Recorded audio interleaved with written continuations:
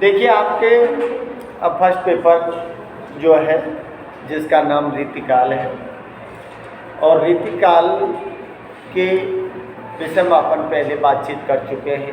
रीतिकाल का समय सीमा भी मैंने आपको बता दिया है। विभिन्न नामकरण जो थे, किस किस ने क्या दिया उसके विषय में। रीतिकाल की प्रमुख काव्यधाराएँ कौन सी थी, रीतिकाल की प्रमुख विशेषताएं कौन सी हैं, वो भी अपन बात कर चुके हैं। और यहाँ तक कि रावण अंगद संवाद की शुरुआत भी कर चुके हैं। तो रावण अंगद संवाद कल जो बता था कुछ समझ आया था या रिपीट करो? बोलो, आगे चलूँ या रिपीट करूँ? समझ आ गई? कोई दिक्कत है? और रिपीट इधर से डिमांड ये हो रही है सर रिपीट कर दो, क्योंकि ये आए ही नहीं कल। अब कल नहीं आएगी तो कहेंगे ही भाई।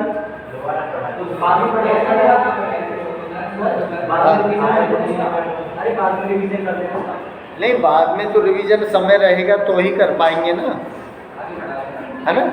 अब देखिए, चलो कोई बात नहीं, अलग से जैसे आपको ये अपन पढ़ लेते हैं आगे का, फिर कोई दिक्कत आए ना आपको तो मुझे बता देना, ठीक है, जब चाहे आप समझ लेना। तो देखिए अपनी बात हो रही थी और बात हुई थी रावण अंगद संवाद से, जिसमें सबसे पहले जिसे अपन कहते हैं कि परिचयात्मक परिचयात्मक संवाद प्रश्नोत्तर शैली में लिखा गया है। भाई इधर रावण ने भी प्रश्न किया है, अंगद ने जवाब दिया है, अंगद ने प्रश्न किया है, रावण ने भी जवाब दिया है।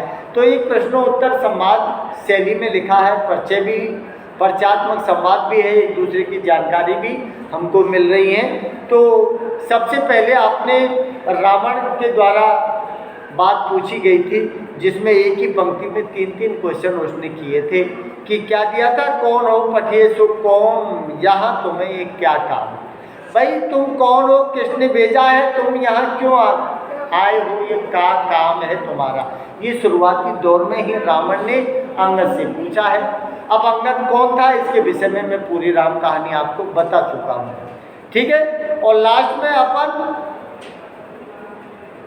पूरा अंगद के द्वारा कही गई बात, जिसमें 1, 2, 3 और 4 पद आपके हो चुके थे, समझ रहे हो आप।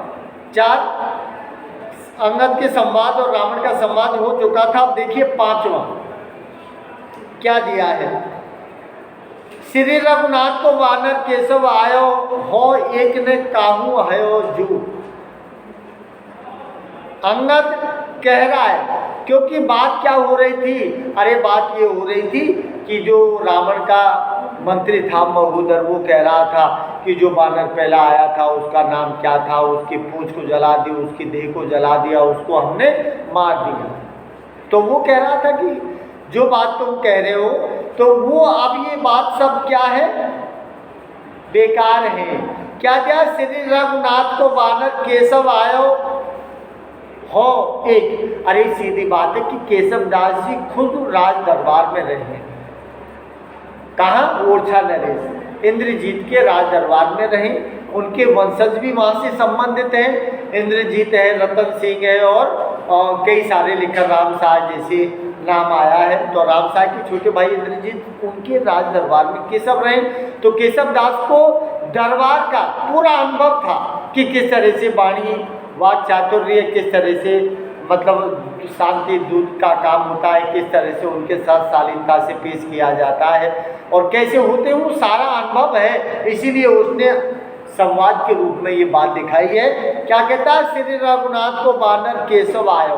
केशव दास जी कहते हैं कि अंगद क्या कहता है, श्री रघुनाथ को वानर, अर्थात श्री राम जी का वानर एक यहाँ आया था। और वो कौन आया था? हनुमान। कि श्री रघुनाथ को वानर केशव आयो हो, एक ने, बोले एक वानर आया था, किसका? श्री राम जी का। लेकिन ने काहू हयो जीव, अरे तुम कह रहे हो कि हमने उस बंदर को पूंछ में आग लगा दी, उसके शरीर को जला दिया। अर्थात ये सब बातें क्या है? झूठी है। क्या दिया है? ने काहू हयो जू। अरे वो किसी के द्वारा तुम्हारे यहाँ लंका में आया और लंका में रहकर भी वो किसी के द्वारा मारा नहीं गया, तुम झूठ बोल रहे हो। अंगद कहता है, ये लिखा है ना, ने काहू हयो जू, हयो का मतलब होता है मार देना। अरे तुम कह रहे हो कि हमने मार दिया, उसकी पूंछ में आग लगा दी, उसकी देह को जला दिया, कि ये सब झूठी बात है, कि वो किसी के द्वारा मारा नहीं गया। क्या दिया है? सागर को मत जहार। अरे जब तुमने उसकी पूंछ में आग लगाई ना, तो फिर सारी लंका को जलाया और सारी लंका को जलाकर समुद्र में कूद पड़ा। क्या दिया है? सागर को मत जहार। अरे सागर को भी घमंड था, लेकिन उस सागर को भी उसने क्या दिया? मद झार। मद, मद माने घमंड, सागर के घमंड को भी तोड़ दिया हनुमान ने। रावण का घमंड नहीं तोड़ा, रावण का घमंड तोड़ा, उसकी लंका जलाई और उसके बाद सागर जो था जिसमें वो कूदा, तो उस कूदने से समुंदर जो था ना, उसका अहंकार उसको भी तोड़ दिया उस बानर ने। क्या दिया है? चिकार चित्रकूट, सॉरी चिकार त्रिकूट की देह। चिकारी, चिकारी का मतलब है चिंगाड़ कर, क्योंकि हनुमान जी है, चिंगाड़े हैं, बानर जैसी चिंगारते हैं। तो चिकार त्रिकूट की देह। त्रिकूट कौन सी जगह है? त्रिकूट वो जगह है जिस पहाड़ी पर लंका बसी हुई है, वो त्रिकूट है।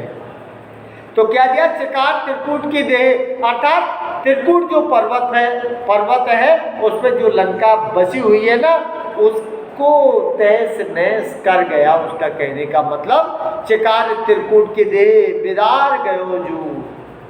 अरे वो हनुमान जी आया था, समुद्र के घमंड अहंकार को नष्ट किया और उसके बाद त्रिकूट पर्वत पर चढ़ा और त्रिकूट पर्वत पर जो लंका थी ना, उसकी देह को बिगाड़ कर चला गया। और तुम ये कहते हो कि हमने हनुमान को मार दिया, अर्थात ये गलत बात है तुम्हारी, मैं नहीं मानता। अंगद जवाब दे रहा है उनको, और क्या कहता है? उसके बाद क्या किया? उसके बाद किया सिए निहारी। अरे उसके बाद जो काम था उसका, उसने वो किया, सीए की खोज करने आया था, तो सिए निहारी, सीता माता को देखा, उसको खोजा, जो कहाँ मिली? रावण की अशोक वाटिका में मिली।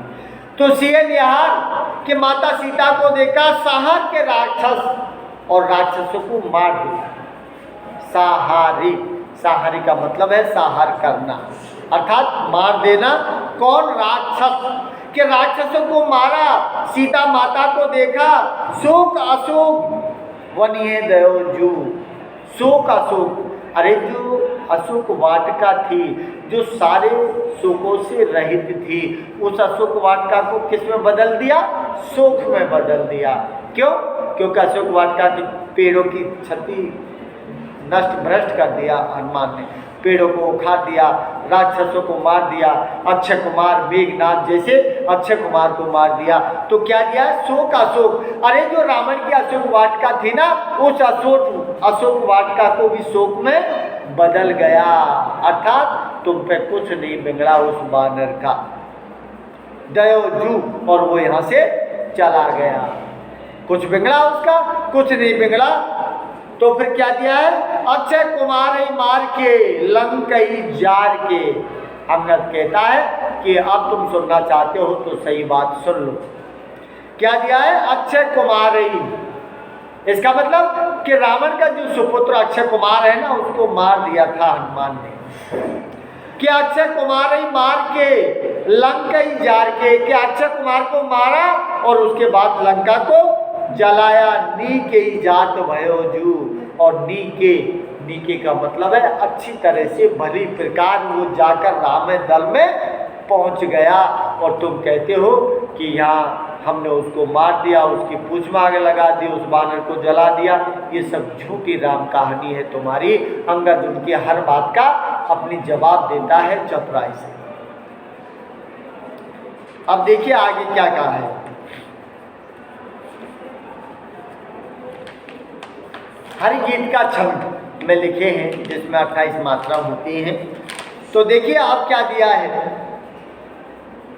अब अंगद फिर उसको समझाता है रावण को कि रावण तेरे अंदर दुर्बुद्धि है, कुबुद्धि है, इसलिए तू हमारी बात मान ले, और बात मानेगा तो तू फायदे में रहेगा। क्योंकि श्री राम जी किसी के घर नहीं आते। अरे तेरे घर आए हैं, तेरी लंका में आए हैं ना, तो फिर वो श्री राम का एक बार चरण पकड़ ले, तेरा उद्धार हो जाएगा फोकट में। तो क्या कहता है, अंगद समझाता है उसको, राम राजान के राज आए। अरे राम राजान के राज, इसका मतलब है राजाओं के राजा प्रभु श्री राम तेरी लंका में आए हैं। क्या दिया है, राम राजान के राज आए यहाँ।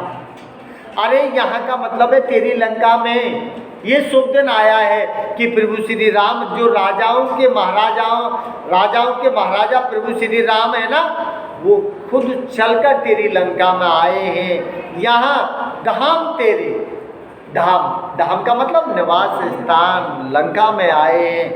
महाभाग जागे अबे, अब तेरे महाभाग जाग गए हैं।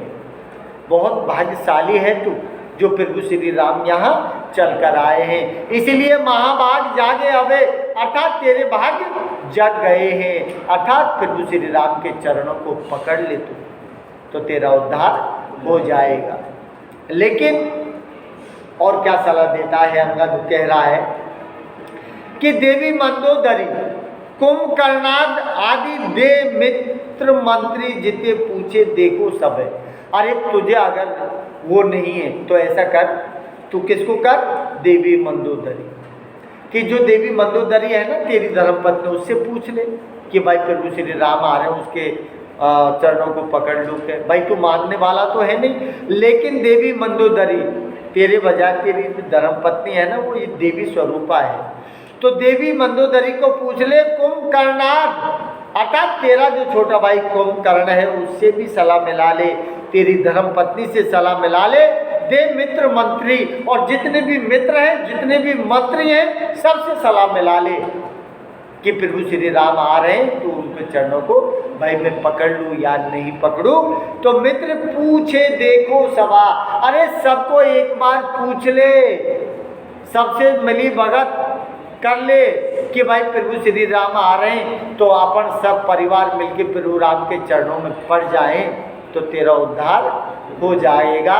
तेरे महाभाग जाग गए हैं, तू भाग्यशाली है। अंगद कहता है, रावण को समझाता है, लेकिन रावण की कोई समझ नहीं आता है। क्यों? क्योंकि विनाश काले विपरीत बुद्धि, जब विनाश काल आता है तो बुद्धि उल्टी काम करती है, सुलटी नहीं करती है। तो रावण है, अहंकार में डूबा है।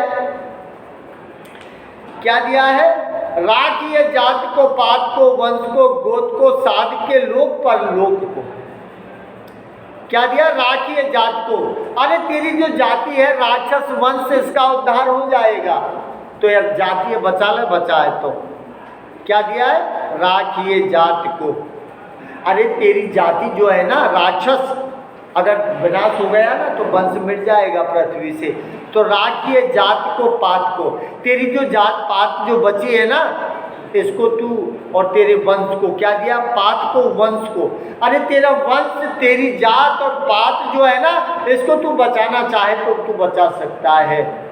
अगर प्रभु श्री राम के शरण में चला गया ना, तो वो तेरे वंश को खत्म नहीं करेगा, तेरी जाति पाति जो है ना उसको नहीं मारेगा, जात पात जो है ना उसको नहीं मारेगा।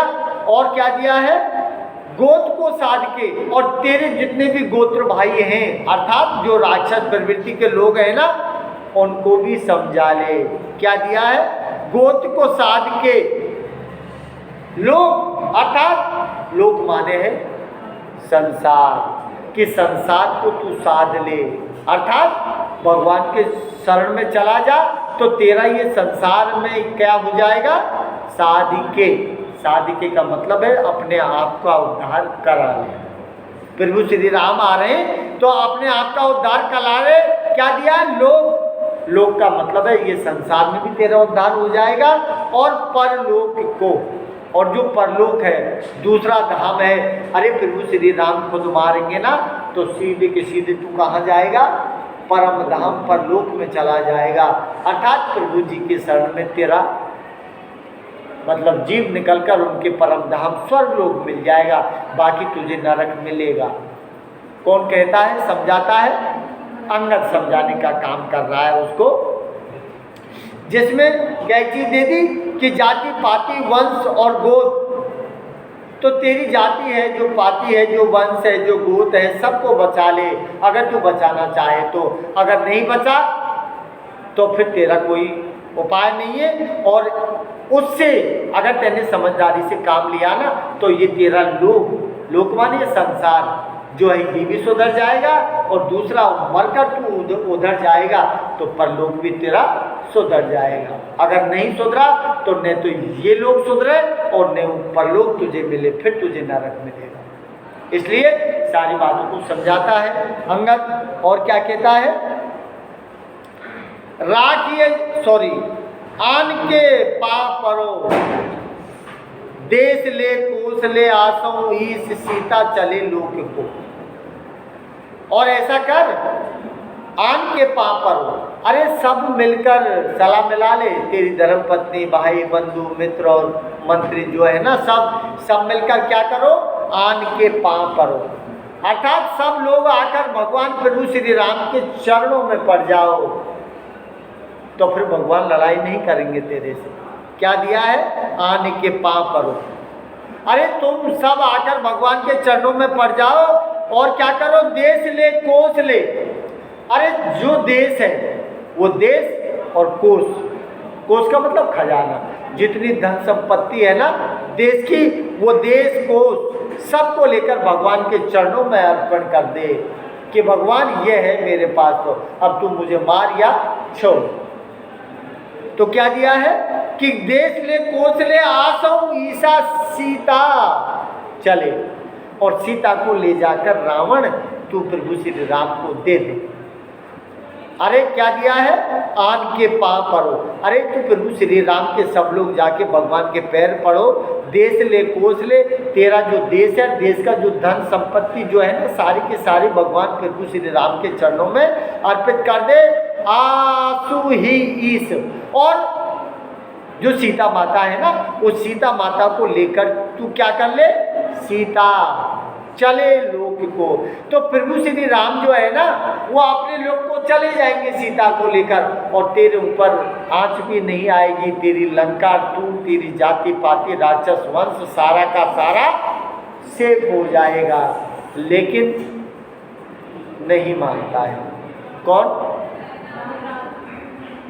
रावण। अंगद ने अपनी जो बातें थी वो बता दी, वो नहीं मानता है। तो देखिए अगला,